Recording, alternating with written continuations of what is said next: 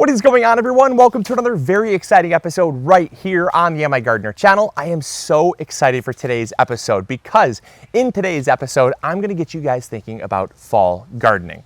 Now, for those of you that have planted a fall garden, this will hopefully reiterate and also build on that existing knowledge that you have. But for those of you that have never heard about a fall garden or have never considered planting one, I really hope that this is going to kind of plant the seed to getting you started with planting a fall garden, because planting a fall garden can be one of the most rewarding things that you as a gardener can plant.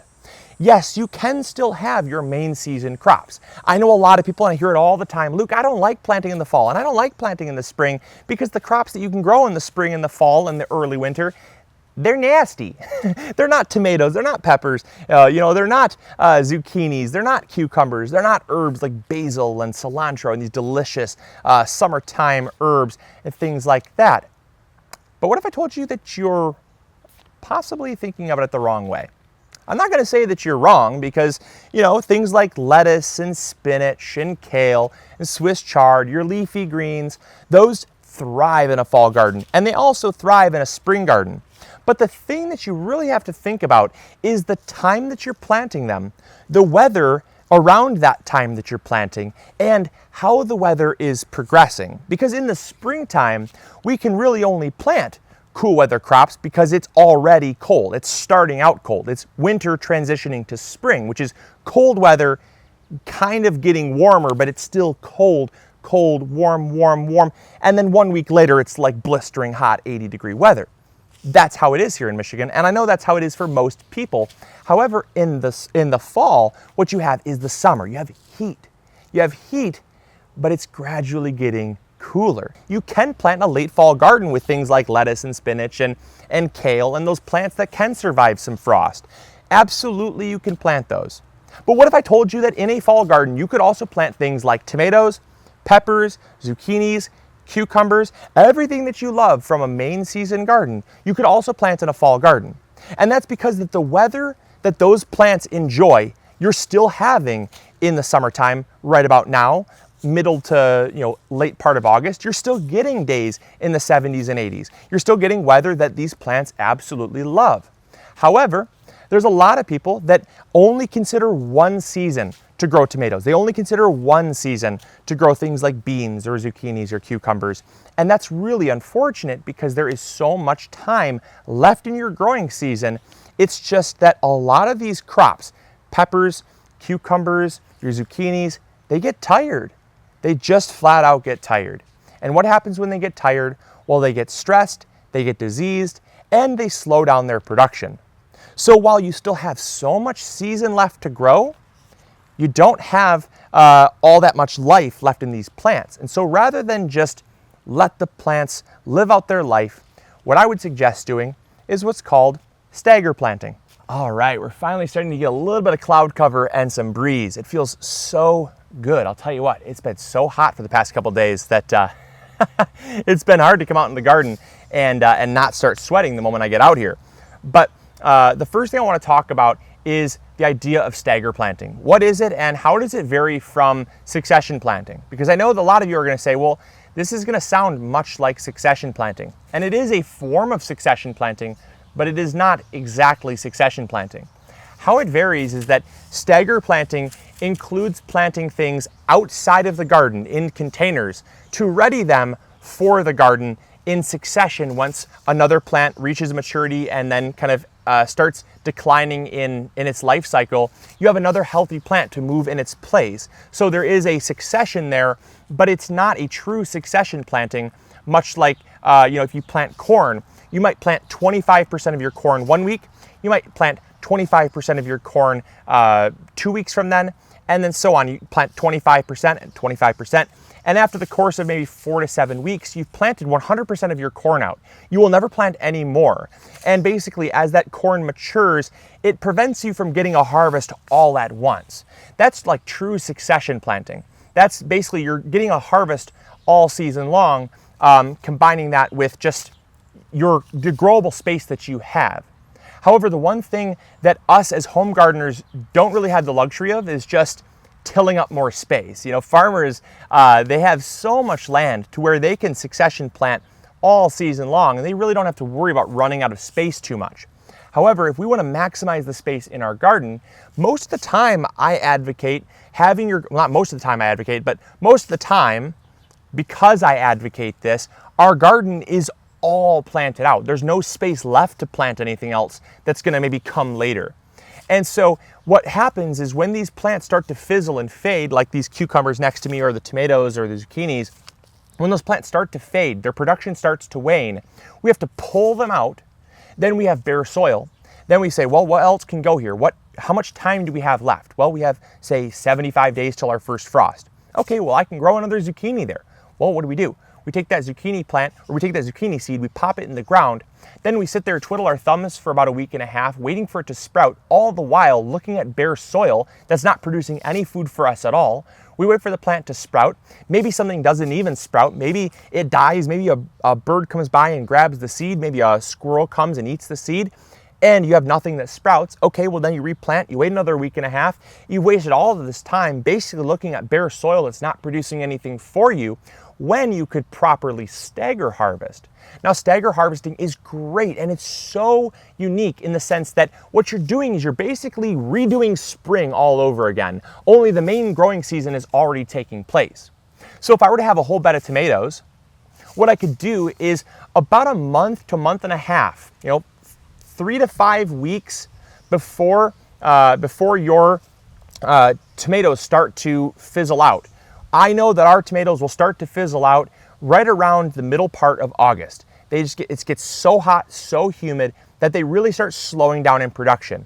Rather than let those tomatoes just keep going and going until there's like one tomato left and they're holding on for dear life, what I'd rather do is I'd rather pull them out, just say, all right, you've given me what you can, and yes, you might be able to give me a little bit more. However, I have someone to replace you that is young, that is vibrant, and is healthy, isn't stressed from all the heat and the drought and all the things that the growing season has thrown at it.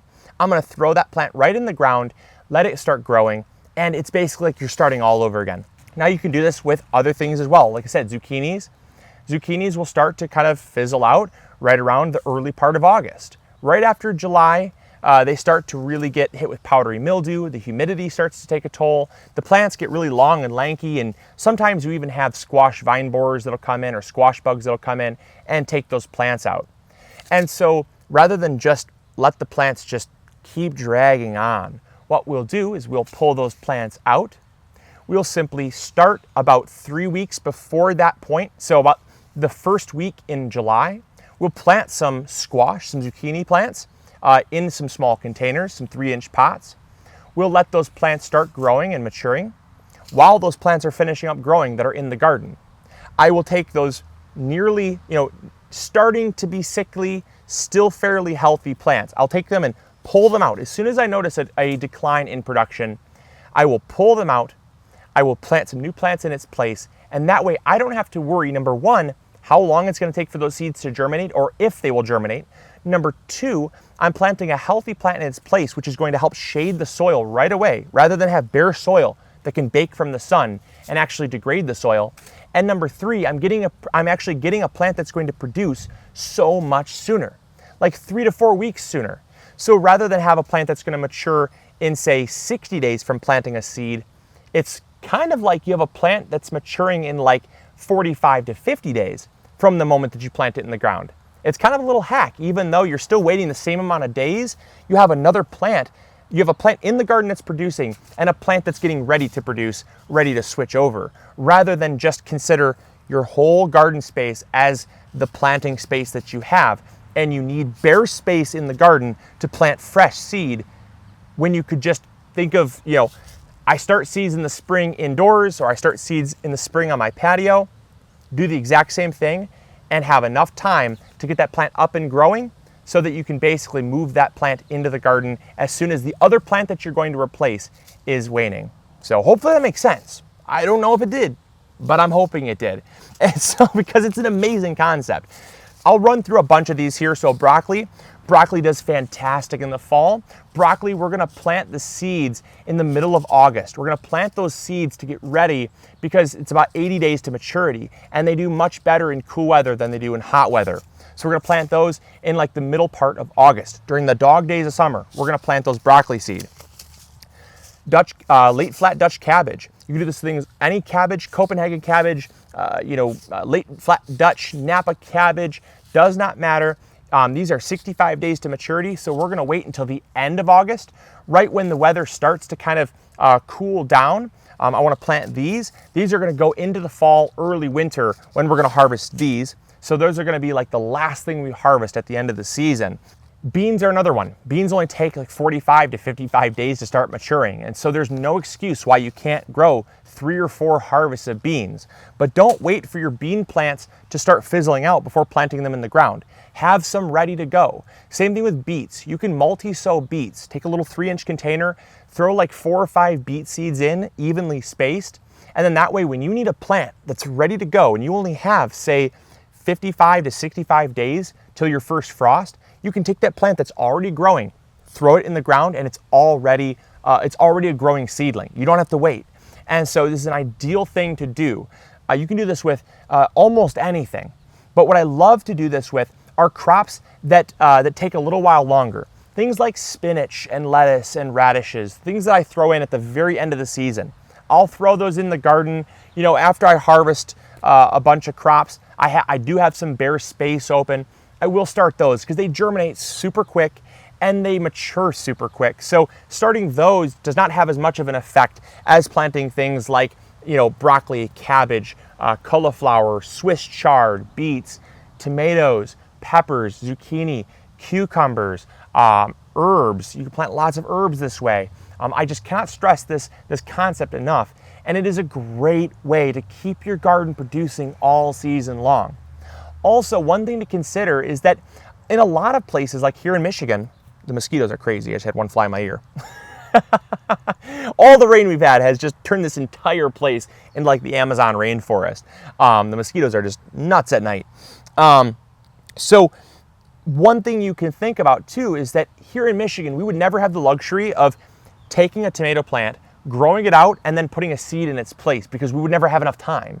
A tomato might take 85 to 90 days to mature. We don't have 180 days in our growing season. We don't even have that luxury. So I'm forced to, if I want to get basically two seasons out of one gardening season, I have to kind of overlap. I'm overlapping those growing seasons by starting my next planting of tomatoes, like I said, about a month and a half, maybe even 2 months before that first planting is ready to come out of the ground. So again, I hope this makes sense. This is a super amazing concept to harness and one that I really, really recommend. So I'm gonna be starting, what am I gonna be starting? Well, got bright.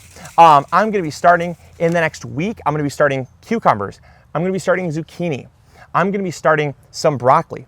I'm gonna be starting some bush beans. I'm also going to be starting some later things in about maybe week or two. I'm going to start some cabbage. I'm going to start some cauliflower. I might start even another harvest of broccoli, something that's going to be ready even a little bit later. Something that's kind of going to go into like early winter, like my cabbage. I'm going to start those.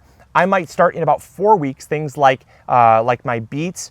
I might start things like more Swiss chard and whatnot. Things that are they're going to be. I'm putting those in the ground in like early September, middle part of September, and those are going to be maturing into early winter for me because they can handle the frost. So those are going to be kind of bringing up the rear. Those are kind of the caboose of the garden, and so I really hope that you guys enjoyed this episode. I hope that you learned something new. I know that it's a little bit of an in-depth topic, and if you have any questions, feel free to post them in the comments box below. I'd really love to address them. So I hope you guys enjoyed. I hope you learned something new. I'm going to get out of the heat and get some hydration in me. So I hope you guys enjoyed. Hopefully you learned something new. And as always, this is Luke from the MIgardener channel, reminding you to grow big or go home. And I'll catch you all later. See ya. Bye.